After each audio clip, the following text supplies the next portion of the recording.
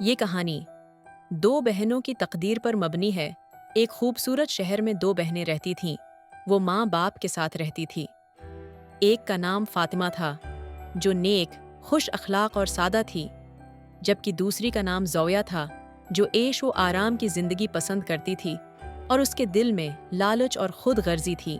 فاطمہ ایک سادہ لباس اور محنتی لڑکی تھی، جبکہ زویا ماڈرن لڑکی تھی، جس کی وجہ سے شہر کے امیر ترین خاندانوں میں پسند کی جاتی تھی۔ دونوں بہنوں کی شادی ہونے والی تھی، لیکن ان کی تقدیر مختلف تھی۔ ان کے والد ایک گورنمنٹ کالج میں پروفیسر ہیں اور ماں ہاؤس وائف ہیں۔ ماں کچن سے آواز لگاتی ہے۔ زویا، ادھر آؤ کچن میں۔ میں تو سارا دن بس کچن میں کام ہی کرتی رہتی ہوں، بس میرا تو اب یہی کام رہ گیا ہے۔ ماں میں آ گئی ہوں، آپ کو پتہ تو ہے وہ آپ کی نہیں سنے گی۔ میں کھانا بنا دیتی ہوں، میں آپ کی مدد کر دیتی ہوں۔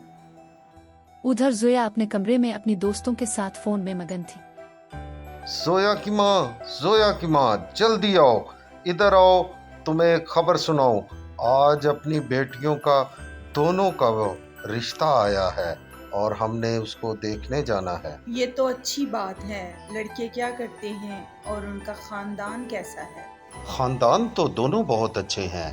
ایک جو ہے وہ بہت امیر ہیں، جنہوں نے خود زویا کے رشتے کے لیے مجھے پیغام بھیجا، لیکن فاطمہ کے لیے جو رشتہ آیا ہے وہ امیر نہیں ہے، غریب ہیں، لیکن لڑکا بہت اچھا ہے۔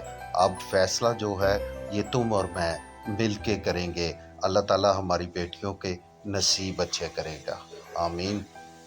دونوں میاں بیوی نے یہ طے کیا کہ پہلے ہم فاطمہ کے لیے رشتہ دیکھنے جائیں گے، پھر اس کے بعد سویا کے لیے۔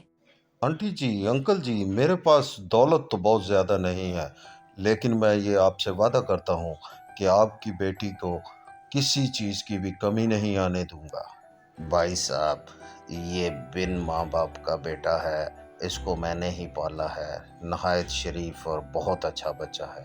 جی جی، بالکل ایسا ہی ہے، ہم نے دیکھ لیا ہے، تو ہماری بیٹی جو ہے وہ بھی بہت اچھی ہے، تو جوڑی جو ہے وہ اللہ تعالیٰ نے صحیح بنائی ہے، تو ہمیں کسی چیز میں کوئی اعتراض نہیں ہے۔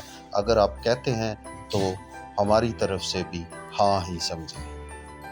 چلیں، بہت بہت مبارک ہو، اسی بات پہ منہ میٹھا کروائیں۔ انکل جی، آنٹی جی، میرے پاس دن دولت کی کوئی کمی نہیں ہے، تو آپ کی بیٹی جو ہے اس گھر پر، اس جائیداد پر راج کرے گی۔ جی بیٹا، یہ تو ہم نے دیکھ لیا، تو اب یہ ہے کہ ہمیں کچھ سوچنے کا موقع دو، پھر ہم آپ کو جواب دے دیں گے۔ تو دعا کرو کہ اللہ تعالیٰ بہتر کرے۔ ہمیں بھی اپنی بیٹیوں کے لیے ایک اچھے اور مخلص آدمی کی ضرورت ہے۔ سوچنا کیسا، بس ہماری طرف سے بھی ہاں ہی ہے۔ بس کوئی اچھا سا دن دیکھ کر نکاح کی تاریخ طے کریں، زویا کی ماں نے کہا۔ پھر ان کی شادیاں ہو گئی اور وہ اپنے اپنے گھروں میں چلی گئی۔ میں زیادہ کماتا نہیں ہوں، لیکن یہ ہے کہ خوشیاں بہت دوں گا۔ کیا تم میرے ساتھ گزارا کرو گی؟ میں ہر حال میں آپ کے ساتھ خوش ہوں۔ یہ گھر اب تمہارا ہے، اپنی مرضی کے ساتھ اس کو سنوارو۔ میں بہت خوش ہوں۔ کچھ مہینوں بعد فاطمہ اور علی نے ایک خوبصورت زندگی بنائی اور خوشحال ہوئے۔ فاطمہ اور علی کی زندگی میں محبت اور سکون تھا۔ انہوں نے ایک دوسرے کی تکالیف کو بانٹا اور چھوٹے چھوٹے لمحوں میں خوشی ڈھونڈ لی۔ ان کی محبت وقت کے ساتھ بڑھتی گئی اور وہ دونوں مل کر اپنے چھوٹے سے گھر میں خوش تھے۔